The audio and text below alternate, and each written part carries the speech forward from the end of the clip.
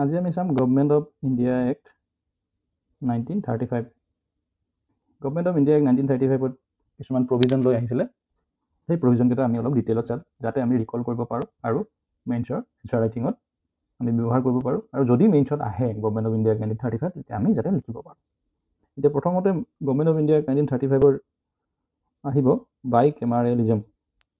বাইকেমাৰেলিজমটো হ'ল চেণ্টাৰত বাইকেমাৰেলিজমৰ থ্ৰুদি কি কৰিলে এই এক্টৰ থ্ৰুদি ফেডাৰেল এছেম্বলি বনালে এটা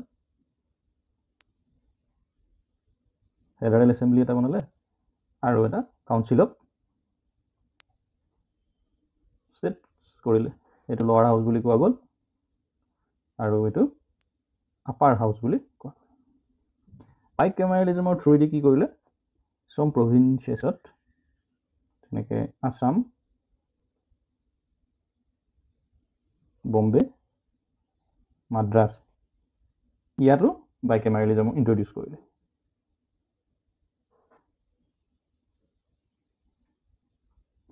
চেণ্টাৰত দিছে বাইকেমাৰেলিজম আৰু some provincesতো প্ৰথমবাৰৰ কাৰণে বাইকেমাৰেলিজম ইন্ট্ৰডিউচ কৰিলে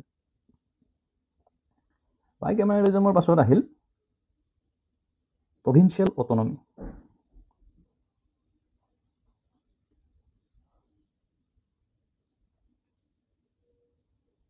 এই এক্টৰ থ্ৰুদি কি হ'ল provincial autonomy দিলে প্ৰভিন্সবিলাক আছিলে ইণ্ডিয়াৰ সেইটো টাইমত তেতিয়া সেই প্ৰভিন্সবিলাকক অট'নমি প্ৰভাইড কৰিলে ডায়াৰ্কি এবলিছ কৰি দিলে ডায়াৰ্কি আছিলে তেতিয়া দুটা ছাবজেক্টবিলাক দুটা ভাগত ভগোৱা আছিলে ষ্টেটৰ ছাবজেক্টবিলাক ৰিজাৰ্ভ আৰু ট্ৰেন্সফাৰ্ড আৰু এই ৰিজাৰ্ভ আৰু ট্ৰেন্সফাৰ দুটা ছাবজেক্টৰ এইটো ব্ৰিটিছে লৈছিলে আৰু এইটো ইণ্ডিয়ানবিলাকত দিছিলে আৰু এইবিলাকত কিবা কিবি আছিলে সেইবিলাক ডিটেইলত ইমান যোৱাৰ প্ৰয়োজন নাই আমি প্ৰভিন্সিয়েল অট'নমি কনচেপ্টটো মনত ৰাখিলেই হ'ল আৰু ডায়াৰ্কিটো এবলিছ কৰিলে আৰু এই প্ৰভিন্সিয়েল অট'নমিৰ অহাৰ পাছত কি হ'ল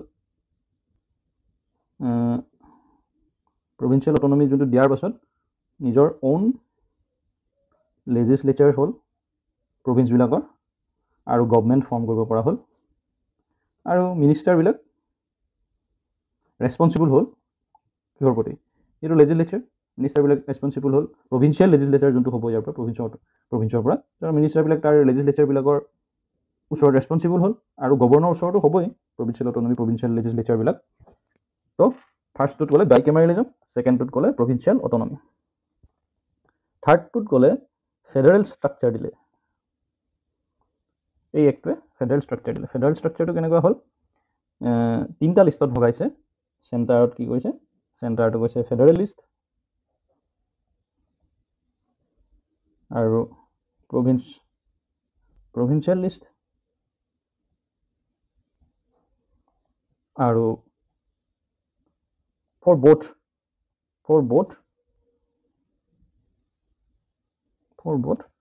এইটো কি হ'ব কনকাৰেণ্ট লিষ্ট এনেকৈ ফেডাৰেল ষ্ট্ৰাকচাৰৰ ছাবজেক্টবিলাক ভগাই দিয়া গ'ল তাৰপাছত কি কৰিলে 4 নম্বৰ তাৰপাছত কি কৰিলে ভোটিং ৰাইটছ এই এক্টৰ থ্ৰুদিয়ে ফাৰ্ষ্ট টাইমৰ কাৰণে ভোটিং ৰাইটছ আহিলে কিন্তু এইটো ভোটিং ৰাইটছটো লিমিটেড দিছে আৰু 10 to 15% মানুহে ইলিজিবল হৈছে ইয়াতে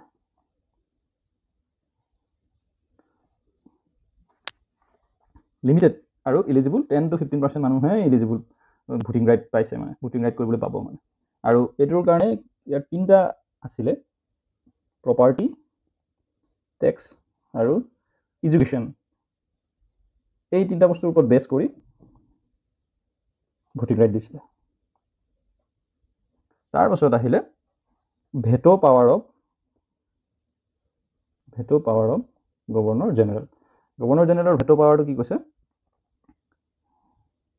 ভেটো পাৱাৰ ক'ত কৰিব পাৰিব যেতিয়া বিলছবিলাক পাছ কৰিব লেজিছলেচাৰে তাতে এই ভেটো পাৱাৰ দিব পাৰিব veto power on bills passed by লেজিছলেচাৰবিলাকে যেতিয়া বিল পাছ কৰি পঠাব তেতিয়া ই তাৰ ভেটো পাৱাৰ ইউজ কৰি এইবিলাক হয় নহয় এইবিলাকৰ ওপৰত ডিচিশ্যন ল'ব পাৰিব আৰু ভেটো পাৱাৰ পাছতো আৰু এটা পাৱাৰ দিছিলে ইয়াক অৰ্ডিনেন্স মেকিং পাৱাৰ দিছিলে যেতিয়া লেজিছলেচাৰ যেতিয়া ফাংচনত নাথাকে তেতিয়া অৰ্ডিনেন্স মেকিং কৰিব পাৰিব অৰ্ডিনেন্সৰ থ্ৰুদি এক্ট এটা আনিব পাৰিব আৰু গভৰ্ণৰ জেনেৰেলৰ কি পাৱাৰ হ'ব তাতে এই এক্টৰ থ্ৰুদি কৈছিলে ডিফেন্স ফৰেইন এফেয়াৰ্ছ আৰু ট্ৰাইবেল এৰিয়াজবিলাকৰ পাৱাৰটো গভৰ্ণৰ জেনেৰেলৰ ওপৰতে থাকিব। তাৰপিছত RBI এটা এষ্টাব্লিছ কৰাৰ কাৰণে সিদ্ধান্ত ল'লে 1935 এক্টৰ থ্ৰুদি। চ' আমি এতিয়া কেইটা পালোঁ? টোটেল 6টা পইণ্ট। এই 6টা পইণ্ট ভালকৈ মনত ৰাখিব পাৰিলে যদি আমি এক্সামত মেইনছত এইটো লিখোঁ তেতিয়া এইখিনি যথেষ্ট হ'ব। আমি আকৌ এবাৰ এই পইণ্টকেইটা চাই লওঁ। প্ৰথমতে ক'লে গভৰ্ণমেণ্ট অফ ইণ্ডিয়া 1935ৰ যোনটো এক্ট সেইটোত কি প্ৰভিজন আছে। প্ৰথমতে আহিলে বাইকেমাৰেলিজম। বাইকেমাৰেলিজমত কি আছে? ইয়াত চেণ্টাৰত কি হ'ব? ফেডাৰেল এছেম্বলি থাকিব আৰু কাউন্সিল অফ ষ্টেট থাকিব। তাৰপিছত কিছুমান প্ৰভিন্সেছত চাম প্ৰভিন্সেছত কি থাকিব? আসাম, বম্বে, মাদ্ৰাছ এক্সাম্পল স্বৰূপে চাম প্ৰভিন্সেছত এই বস্তুটোৱে থাকিব, federal assembly, council of state. এই যেনেকৈ এইটো ভগোৱা গৈছে লৱাৰ হাউচ, আপাৰ হাউচ, এনেকৈ চাম প্ৰভিন্সেছতো লৱাৰ হাউচ আৰু আপাৰ হাউচ থাকিব। তাৰপিছত প্ৰভিন্সিয়েল অট'নমি হ'ব।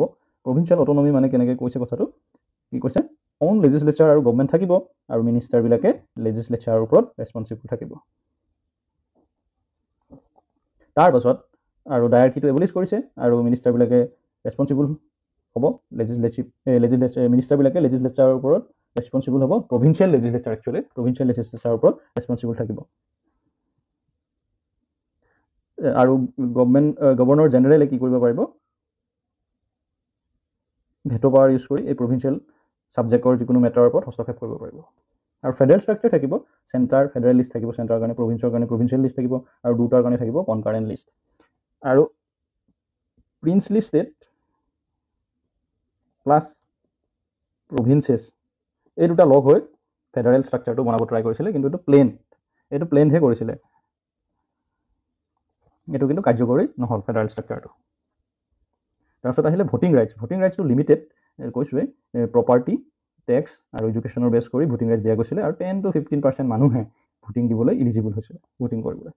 আৰু veto power of governor general থাকিব। Veto power on bills pass by legislature যোনটো বিল পাছ কৰে তাৰ ওপৰত গভৰ্ণৰ জেনেৰেলৰ ভেটো পাৱাৰ থাকিব। আৰু গভৰ্ণৰ আৰু দুটা পাৱাৰ থাকিব, এইটো হ'ল অৰ্ডিনেন্স মেকিং পাৱাৰ আৰু এই ছাবজেক্ট এটাৰ ওপৰত তেখেতৰ অথৰিটি থাকিব। ডিফেন্স, ফৰেইন আৰু ট্ৰাইবেল এৰিয়াজবিলাকত যিটো কাম হ'ব সেইটোৰ ওপৰত তেখেতৰ অথৰিটি থাকিব। আৰু RBI, এই গভৰ্ণমেণ্ট অফ ইণ্ডিয়া এক্টৰ থ্ৰুদি RBIটো আছে। চ' এই 6টা পইণ্ট আমি এটা কি দি মনত ৰাখিব পাৰোঁ? BPF, V2, RBI।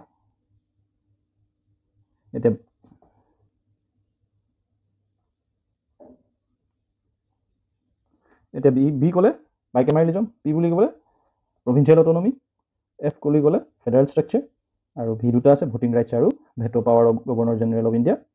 আৰু এইটো RBIটো মনত এক্সট্ৰাকৈ ৰাখিব পৰা যাব।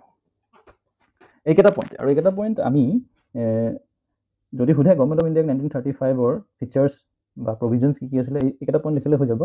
যদি সোধে বোলে এইকেইটাৰ ড্ৰবেক কোৱা, গভৰ্ণমেণ্ট অফ ইণ্ডিয়া এক্ট 1935ৰ কি ড্ৰবেক আছিলে, তেতিয়া আমি ষ্টাৰ্ট কৰিব পাৰোঁ ভোটিং ৰাইটছৰ পৰা। ভোটিং ৰাইটছ লিমিটেড দিছিলে, 10 to 15% মানুহে ইলিজিবল হৈছিলে আৰু ভোটিং ৰাইটটো বেছ অন প্ৰপাৰ্টি, টেক্স, এডুকেশ্যন এইবিলাকৰ ওপৰতহে বেছ কৰি হৈছিলে। আৰু veto power of governor general, যিটো ভেটো পাৱাৰটো দিয়া গৈছে governor of general, year drawback আছিলে কাৰণ ই লেজিছলেচাৰৰ বিলবিলাকত ভেটো পাৱাৰ ইউজ কৰি বিলবিলাক পাছ নোহোৱাকৈ থ'ব পৰা তেখেতৰ ক্ষমতা আছিলে। আৰু মেইন পাৱাৰবিলাক তেখেতৰ ওচৰতে আছিলে। ডিফেন্স, ফৰেইন এফেয়াৰ্ছ, ট্ৰাইবেল এৰিয়াৰ যোনবিলাক এৰিয়াৰ অথৰিটিৰ এফেয়াৰ থাকিব সেইবিলাকতো গভৰ্ণৰ জেনেৰেলৰ ওপৰত আছে। চ' এই দুটা ড্ৰবেক। আৰু ফেডাৰেল ষ্ট্ৰাকচাৰটো যিহেতু নবনিল আৰু প্ৰিন্সলি ষ্টেটছবিলাক যিহেতু প্ৰভিন্সেছত ইনক্লুড নহ'ল বা সিহঁতে নিজে প্ৰভিন্স নবনালে আৰু এই ভোটিং ৰাইটছ সিহঁতৰ কাৰণেতো প্ৰিন্সলি ষ্টেটত ক'ত ভোটিং ৰাইট থাকিব। ত' এইটো এটা ড্ৰবেক। ফেডাৰেল ষ্ট্ৰাকচাৰৰ যোনটো ইমপ্লিমেণ্টেশ্যনৰ যোনটো প্লেনিং নাছিলে এইটো এটা ড্ৰবেক বুলি আমি দেখুৱাব পাৰোঁ তেনেকৈ। আৰু প্ৰভিন্সিয়েল অট'নমিৰ ওপৰতো আমি ড্ৰবেক লিখিব পাৰোঁ কেনেকৈ? কাৰণ গভৰ্ণৰ জেনেৰেলৰ ওপৰত ভেটো পাৱাৰ আছেই, আল্টিমেট পাৱাৰটো ডিফেন্সৰ পাৱাৰটো তেখেতৰ ওচৰতে আছে। ত' প্ৰভিন্সিয়েল অট'নমি দিছে যদিও প্ৰভিন্সিয়েল অট'নমি একজেক্টলি কেনেকুৱা অট'নমি এইটো মানে প্ৰশ্ন উদয় হ'ব মানে ইয়াৰ পৰা। প্ৰভিন্সিয়েল অট'নমি ক'লে কি হ'ল?